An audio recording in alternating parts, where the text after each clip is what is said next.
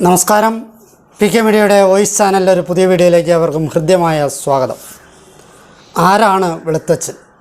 പ്രത്യേകിച്ച് അർത്തുങ്കലിലെ വെളുത്തച്ഛൻ. വെളുത്തച്ഛൻ എന്ന സങ്കല്പം വിശ്വാസികൾക്കിടയിലും ചരിത്രകാരന്മാർക്കിടയിലും ഏറെ വ്യത്യസ്ത നിലപാടുകളാണുള്ളത്. ഐതിഹ്യവും ചരിത്രവും കൂടിക്കുഴഞ്ഞ് കിടക്കുന്ന ഒരു സങ്കല്പമാണിത്. അതുകൊണ്ട് തന്നെ ഒരു സമഗ്രമായ സമന്വയമായ വിശകലനമാണ് ഈ വീഡിയോയിലൂടെ നടത്തുന്നത്. അർത്തുങ്കൽ വെളുത്തച്ഛൻ എന്ന പൊതു സ്വീകാര്യമായ പ്രയോഗത്തിൽ ആരാണ് വെളുത്തച്ഛൻ എന്ന് അന്വേഷിക്കേണ്ടതുണ്ട്. ശബരിമല തീർത്ഥാടകർ അർത്തുങ്കൽ പള്ളിയിൽ വന്ന് മാലയൂരുന്ന പതിവ് വെളുത്തച്ഛനുമായി ബന്ധപ്പെട്ടതാണ്. ഇന്ന് അർത്തുങ്കൽ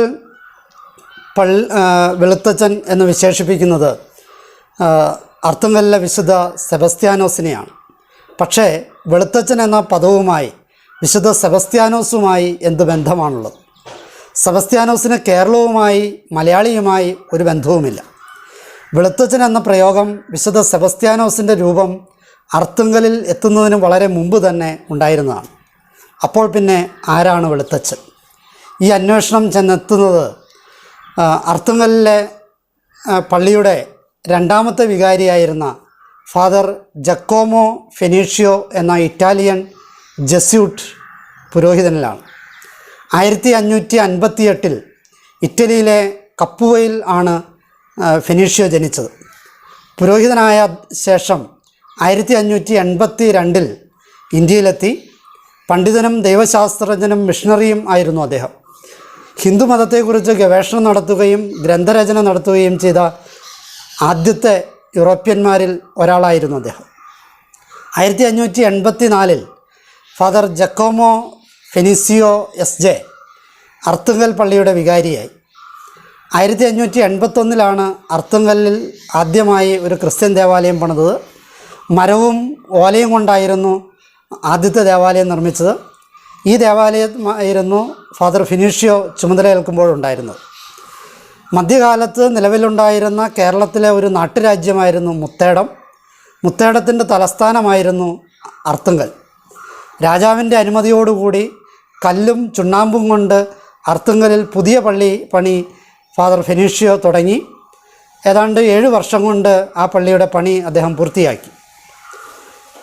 ഫാദർ ജക്കോമോ ഫെനീഷ്യോ എന്ന പേര് വിളിക്കാനായിട്ട് മലയാളികൾക്ക് ബുദ്ധിമുട്ടാണ്. ആ ബുദ്ധിമുട്ടുള്ളതുകൊണ്ടും സായിപ്പിൻ്റെ വെളുത്ത തൊലിയുള്ള അദ്ദേഹത്തിന് നാട്ടുകാർ വെളുത്തച്ഛൻ എന്നാണ് എളുപ്പത്തിൽ വിളിച്ചിരുന്നത്. അദ്ദേഹം ഒരു സാധാരണ വ്യക്തിത്വമായിരുന്നില്ല, ഒരു അസാധാരണ വ്യക്തിത്വത്തിന് ഉടമയായിരുന്നു അദ്ദേഹം. അർത്തുങ്കൽ പള്ളിയുടെ ചുമതല ഏൽക്കുമ്പോൾ അദ്ദേഹത്തിന് 26 വയസ്സ് പ്രായമായിരുന്നു. മത സാമൂഹ്യ ഭരണ മേഖലകളിലെല്ലാം അദ്ദേഹം ഇടപെടുകയും സ്വാധീനം ചെലുത്തുകയും ചെയ്തിരുന്നു. അന്ന് ജനത്തിൻ്റെ ഏറ്റവും വലിയ പ്രശ്നമായിരുന്ന വസൂരി എന്ന പകർച്ചവ്യാധിക്ക് പരിഹാരം കാണണമെന്ന് അദ്ദേഹം ആഗ്രഹിച്ചു. അതിനായി അദ്ദേഹം പല വൈദ്യന്മാരെ സമീപിക്കുകയും അവസാനം പത്തനംതിട്ടയിലെ മല അരയന്മാരുടെ അടുത്ത് പോയി വനവൈദ്യം പഠിക്കുകയും ചെയ്തു. ആ പോക്കുവരവുകൾക്കിടയിൽ പന്തളം രാജകൊട്ടാരത്തിലെ വളർത്തുമകനായ മണികണ്ഠനുമായി ബന്ധം സ്ഥാപിച്ചു. പിന്നീട് അദ്ദേഹം വസൂരി എന്ന മഹാമാരി ബാധിച്ച പലരെയും ഈ വെളുത്തച്ഛൻ ചികിത്സിച്ച് ഭേദമാക്കിക്കൊണ്ടിരുന്നു. വെളുത്തച്ഛനെ കാണാൻ നിരവധി ആളുകൾ വളരെ ദൂരെ നിന്ന് വരികയും അദ്ദേഹത്തെ കാണാൻ ഏറെ സമയം കാത്തിരിക്കുകയൊക്കെ ചെയ്യുമായിരുന്നു. അദ്ദേഹം ചികിത്സയ്ക്കായി വാതിൽ തുറന്നിരുന്നത് പ്രതീക്ഷയോടെ കാത്തിരുന്ന ജനം അതിൻ്റെ പാരമ്പര്യമായിട്ടാണ് പിന്നീട് നടതുറപ്പ് എന്ന ആചാരം അവിടെ അർത്തുങ്കലിൽ ഉണ്ടായത് എന്നാണ് പറയപ്പെടുന്നത്. അദ്ദേഹം പൈശാചിക പ്രശ്നങ്ങൾക്കും മാനസിക രോഗങ്ങൾക്കും ഒക്കെ മരുന്നുകൾ നൽകിയിരുന്നു. അങ്ങനെ നാനാജാതി മതസ്ഥർക്കിടയിലും ഭരണ സാമൂഹ്യ സാംസ്കാരിക കായിക മേഖലകളിലും വളരെ വലിയ സ്വാധീനമുണ്ടായിരുന്ന നാട്ടുകാർ വെളുത്തച്ഛൻ എന്ന് വിശേഷിപ്പിച്ചിരുന്ന ഫാദർ ഫെനീഷ്യോയെ സഭാധികാരികൾ ഏതാനും വർഷങ്ങൾക്ക് ശേഷം കോഴിക്കോട്ടേക്ക് സ്ഥലം മാറ്റി. ഭാരതീയ സംസ്കാരങ്ങളോട് ഇടപഴകി ജീവിക്കാനാണ് അദ്ദേഹം ആഗ്രഹിച്ചതും ശ്രമിച്ചതും. കോഴിക്കോടെത്തിയ അദ്ദേഹം കളരിപ്പയറ്റ് പഠിച്ചു. പൂഴിയംഗം എന്ന വിദ്യ പഠിക്കുവാൻ കാസർഗോഡ് അടുത്തുള്ള ചന്ദ്രഗിരി പുഴയുടെ തീരത്തുള്ള ഗുരുക്കന്മാരുടെ അടുത്ത് പോയി ബ്രഹ്മചര്യ അനുഷ്ഠിച്ചിരുന്നവരെ മാത്രമാണ് ആ വിദ്യ അഭ്യസിപ്പിച്ചിരുന്നുള്ളൂ. അദ്ദേഹവും ആ ഒരു ജീവിതശൈലിക്കാരനായതുകൊണ്ട് അത് എളുപ്പത്തിൽ പഠിക്കാൻ പറ്റി. ഏതാനും വർഷങ്ങൾക്ക് ശേഷം 1619 ഫാദർ ഫിനീഷ്യോയെ സഭാധികാരികൾ വീണ്ടും കോഴിക്കോട് നിന്നും അർത്തുങ്കൽ പള്ളിയിലേക്ക് മാറ്റി അർത്തുങ്കൽ പള്ളിയുടെ വികാരിയായി നിയമിച്ചു. അടുത്ത വർഷം തന്നെ അദ്ദേഹം പള്ളി പുനർനിർമ്മിച്ചു. ജനങ്ങളും ഭരണാധികാരികളും അദ്ദേഹത്തെ വളരെയധികം സ്നേഹിക്കുകയും വിശുദ്ധനായി കണക്കാക്കുകയും ചെയ്തു. അദ്ദേഹം അർത്തുങ്കലിൽ പഴയതിനേക്കാൾ കൂടുതലായി സാമൂഹ്യ കാര്യങ്ങളിലും ചികിത്സകളിലുമൊക്കെ ഇടപെട്ടിരുന്നു. അതുകൂടാതെ അദ്ദേഹം കളരി പഠിപ്പിക്കാനും തുടങ്ങി. ജനമനസ്സുകളിൽ ഒരു താരപരിവേഷമാണ് വെളുത്തച്ഛനുണ്ടായിരുന്നത്. അത്ഭുതസിദ്ധിയും വിശുദ്ധിയുമുള്ള വ്യക്തിത്വമായി അദ്ദേഹത്തെ ജനങ്ങൾ പരിഗണിച്ചിരുന്നു. വളരെ ആരാധനയോടെയാണ് ജനങ്ങൾ അദ്ദേഹത്തെ കണ്ടിരുന്നത്. തങ്ങളുടെ എല്ലാ പ്രശ്നങ്ങൾക്കും അദ്ദേഹത്തിൻ്റെ അടുത്ത് പരിഹാരമുണ്ട് എന്ന് അവർ വിശ്വസിച്ചിരുന്നു. ഇതര മതസ്ഥർ പോലും അദ്ദേഹത്തിൻ്റെ പ്രാർത്ഥനയുടെ ശക്തിയിൽ വിശ്വസിക്കുകയും അനുഗ്രഹത്തിനായി അദ്ദേഹത്തെ സമീപിക്കുകയും ചെയ്തിരുന്നു. അങ്ങനെ ഇരുന്ന കാലത്ത് മൂത്തേടത്ത് രാജാവും കൊച്ചി രാജാവുമായി ചില അസ്വസ്ഥതകളുണ്ടായി. മൂത്തേടത്ത് രാജാവിന് അത്ര കായിക ശക്തി കുറവാണ്, ആയുധബലം കുറവാണ്. അപ്പോൾ അതുകൊണ്ട് പൂഴിയംഗം ഏറെ പ്രയോജനപ്പെടും എന്ന് മൂത്തേടത്ത് സ്വരൂപത്തെ വെളുത്തച്ഛൻ അറിയിച്ചു. മൂത്തേടത്ത് സ്വരൂപത്തിന് വേണ്ടി വെളുത്തച്ഛൻ തൻ്റെ പഴയ കളരിയിൽ നിന്നും 3 ഗുരുക്കന്മാരെ മൂത്തേടത്ത് കൊണ്ടുവന്നു. അവരെ മുഹമ്മയ്ക്കടുത്തുള്ള ഒരു ചിറയിൽ താമസിപ്പിക്കുകയും ചെയ്തു.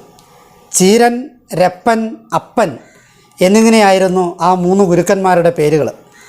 അങ്ങനെയാണ് അത് ചീരൻചിറ കളരിയായി മാറിയത്. കളരിയോട് താല്പര്യമുണ്ടായിരുന്ന പന്തളം രാജാവിൻ്റെ വളർത്തുമകൻ മണികണ്ഠൻ പൂഴിയംഗം പഠിക്കുവാനായി ചീരപ്പൻചിറയെ സമീപിച്ചെങ്കിലും അത് ബ്രഹ്മചാരികൾക്ക് മാത്രം പഠിക്കാനുള്ളതാകയാൽ ഗുരുക്കന്മാർ മണികണ്ഠനെ നിരസിച്ചു.